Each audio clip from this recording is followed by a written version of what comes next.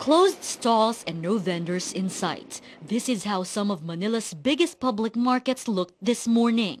The vendors have declared a market holiday, meaning these markets are shut down from 6 o'clock a.m. to 12 o'clock midnight.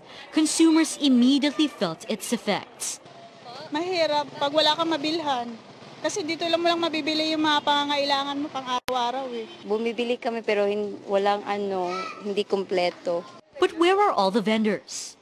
Hundreds of them went on a protest march in the streets of Manila, including stall owners and vendors from Sampaloc, Trabajo, Paco, San Andres, Santa Ana, Dagonoy, Pritil, and Quinta markets, and even the sidewalk vendors from Rizal Park, Padre Fora, Pedro Hill, and Manila Bay area.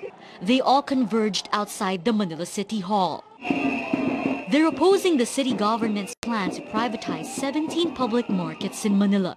What sparked the protests was the passage and implementation of the Manila City Ordinance 8346, or the Manila City Joint Venture Ordinance, which opens the public markets for joint venture with the private sector. According to Manila Ordinance 8364, the city's public markets will be developed and upgraded with the help of private companies. But according to the vendors, this will take away their livelihood. Bakit ganun? Wala siyang awa sa amin. Yung relocation, kung pwede puntahan nyo, makikita nyo kung anong klaseng paghahanap buhay, kung pwede bang gawin tindahan o hindi. Tent lang ang bubong namin, one by one. Tapos parang steel matting lang, parang kulungan lang ng mga manok. Paano na yung mahihirap na paris namin?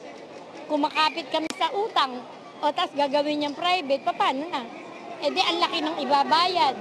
Last Wednesday, the vendors launched the Save Manila Public Market Alliance, or SAMPAL, to intensify their call for the government to junk the joint venture ordinance. A few hours into the market vendors' protests, Mayor Erap Estrada calls for a meeting with them. Estrada explains there is nothing to be worried about. Kailanman, kung ako makikipag-joint venture, ay siyempre yung proteksyon ng ating mga kababayang mahihirap.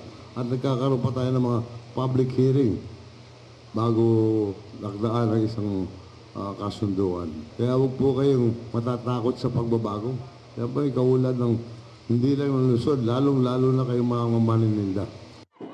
Most of the vendors are still not convinced, but as they promised, they are ending their protest today and will resume their business by midnight.